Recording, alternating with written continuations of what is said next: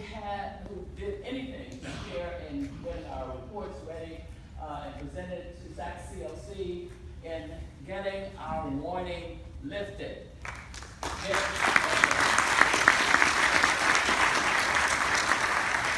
When we talk about rumors, people had buried us and put the dirt on us. You know, we had lost our accreditation, which we never did. We were only on warning, which we tried to explain to people over and over and over again. But now that we are out of warning status, it is attributable to all of you who served on many committees, subcommittees, and presented information that had to be given to SACS CLC to get us lifted from our warning status. Primarily, it was all about stability in our finances. And again, we tried to say that over and over again to people.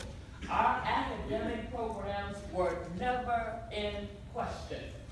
There was never a question about sustainability of our faculty or any of our curriculum. And so again, when people tried to make up things about what was happening at Alabama State, we again remind them that we were on warning for financial issues. And we're not going to go back over that long story because that's 2 years. And I've been here 2 years now, amen. And we're out of that. But we're going to continue to move forward. But we do want to thank everybody who contributed. And as Dr. Gunn has said, we're going to keep the team together because 2020 is right around the corner. And we know how much work we have to do. So I'm going to thank you in advance for all the work that you're going to put into making sure our reaffirmation report is in place. But not only did we get our warning lifted, we have 2 new programs to boast of. First, a Bachelor of Science in Biomedical Engineering, as Dr. Kessa announced, new faculty are coming into that program, and our Master's in Social Work. And both of those start this semester. We believe in hitting the ground and running. So as soon as they said yes, we were ready to go. And we have students already lined up. I believe we have about 50 or so, almost 50, who are already signed up for the Master's in Social Work program. So it says that we're doing something right. We're moving in the right direction. And with all of the fresh and new things that we are going to be doing at Alabama State University, that we are off to a good start. I wanted to share with you, again, from our strategic plan. And for those who are new, a copy of our strategic plan is online. We are becoming rapidly a technology campus where we're trying not to kill trees if we don't have to. So the information that you need is on our website, and especially our strategic plan that has been approved by our Board of Trustees. So I invite you to go through it, read through it, so that you understand the roadmap that we are all traveling on. Because, if we're not all traveling using the same roadmap, we'll end up in different places. So we want to make sure that we are together. And we know that as we look at one of our aspirational goals in our vision statement, we will advance our current status as a premier comprehensive level 6 institution to a doctoral research university, DRU, in Carnegie classification. And that will come with all of the work that you are doing, not only in the classroom, but the journal articles that you write and the proposals that you write and the grants that you receive, and also the contracts that we're moving towards. And we're grateful for that as a new avenue for Alabama State University. Our core values, again, which you will see as a part of our strategic plan: integrity, innovation, excellence, diversity, and legacy. Defining where we've come from, who we are, and where we're going. And so, and also what we stand for. And so again, as you are coming on into Alabama State University, for those who are continuing, we're reminded also of our institutional goals. Shared goals that, again, we socialized before we presented them to the board, and they accepted these as our institutional goals. So again, we would remind you of all the things that are important to us as we set out for this new year. Excellence innovation and opportunity. And our mantra, opportunity is here. A few updates I want to share with you. Again, as we're preparing for budget planning for this year, and we just had a budget hearing meeting with our deans this past Monday, we are still operating with a very frugal, I think that's a good word for it. Pinching, we're still pinching our pennies. And even as we have continued to move forward, we continue to pay our bills and do everything that's appropriate, we have received our statements from Moody's and S&P where we are stable.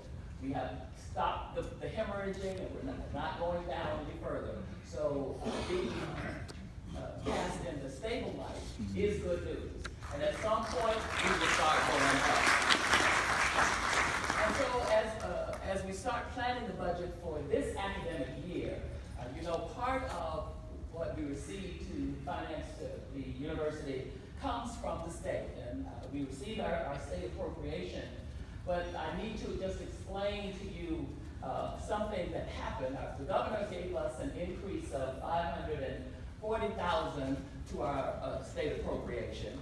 But just before they voted, the House and the Senate decided, and we were the only institution that was affected by this, that they wanted to earmark $7.5 million of our appropriation to set it to their priorities and not ours. So that means essentially it's a cut, because if we don't spend it on the areas that they have determined, it has to go back to the state.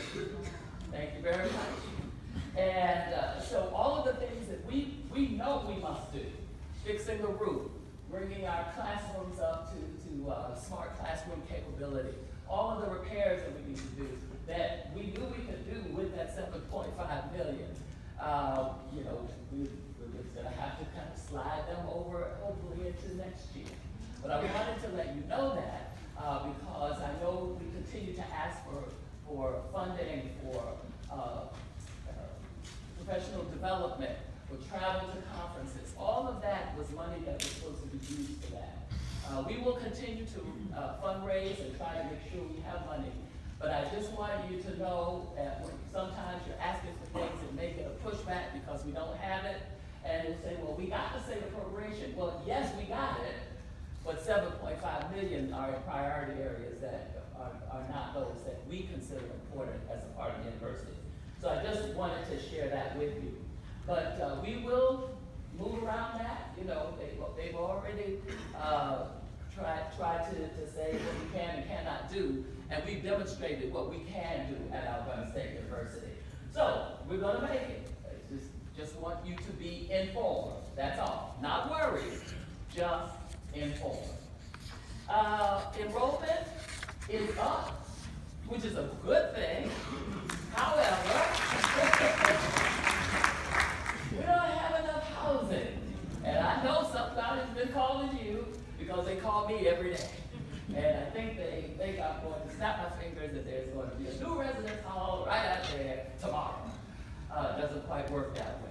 So the good thing is enrollment is up. Students do want to come to Alabama State University. But right now, we still have a waiting list, and you'll hear this from our Vice President of Student Affairs, with all of the on-campus housing and 2 housing apartment complexes that we have been able to fill up. We still have almost 300 students on a waiting list for housing. And I know nobody wants to raise their hand. We don't do that anymore in terms of accommodating. But it says to us, the good thing is we have the programs, the curriculum that young people want, but we have to do something about housing. And so we're going to do the best we can. We have a list of apartments in the city and places where they are able to call to get housing. So you will probably hear some of those complaints from parents who will be calling you and saying, what do you mean my child doesn't have anywhere to sleep? And so it is true. And right now there is nothing we can do about it. But again, the good news is that the students want to be here, and we're going to try to find creative ways. I'll just share with you an idea that I had, and they told me to stop saying it, but I'm going to say it anyway. Just for a year until we can get some idea, I thought we could just get some trailers from Clanton and create a wonderful black and gold trailer park. Hang them with a hornet on it, and make it nice. I thought that would be great. A great invention for our students. Coming to college is an adventure, so that would be a really that might not work, but anyway. So again, good news, enrollment is up, housing, we're out of, but we're working on trying to do either public-private partnerships or trying to find a way to get more housing for our students. You'll hear in a little bit from our Vice President of Technology about the smart classrooms that we're bringing online this fall, and we will continue until we have all of our classrooms put as smart classrooms. I wanted to also announce Ms. Jennifer Anderson, and Jennifer is here, over here. And you may know her as our Director of Development, but she's also now double-hatted as the new Executive Director for the ASU Foundation. And many of you use the foundation, or you have used it in the past for things that have been going forward. Mrs. Harper, who was with us for many years, has retired, and so I wanted to make sure you know who the person is now that's in charge of the foundation. Moving quickly, again, for those who are new with us, we have these full regalia events, our convocations and commencements that are coming up for this year. And again, we just wanted to get these dates in front of you quickly and again remind you that they are full regalia events. We're also doing some new things. Innovation is good. Fresh, new things are important when you're on a college campus, because as we bring in new young people, they're expecting new and different things. And so again, we'll hear from, in detail from our Vice President of Student Affairs, but we are moving to help our young people set solid footing as a member of the Hornet Nation. And so as this class is coming in, they will be the class of 2020. In the past, we had 4 different orientations, different times to do different things. We now have one orientation, which will take place this weekend, where all of the students will come together at the same time, so they get to see everybody who is in their class. The class of 2020. We have instituted a pledge that they will say together, a pledge for excellence, a pledge to do well in class, a pledge to pay attention to you as faculty members so that they can be successful. And that will take place on Sunday at 3 o'clock. Our ladies will be in white dresses, and our gentlemen will have on dark suits. So it says to them, and especially those who are first generation college students, that you're moving to a new place in your life. You're going to the next level. This place, this Alabama State University, is something different. There's something special about this place. And by wearing something special, doing something special, after they do the pledge, they will pin each other. It says that my life is moving into a new direction. And so we're hoping that this will help them celebrate where they are now. And if you've not been to orientation, one of the first things I tell them, that this is not the 13th grade. You are in college now, and we expect different things from you. So we're going to start that off with how they dress and how they carry themselves and what they do here at school. So we invite you to come and be a part of that. Also, we created a first year experience, and you'll hear from our new director of first year experience shortly. And with that, we had a group of faculty members come up with a common reader for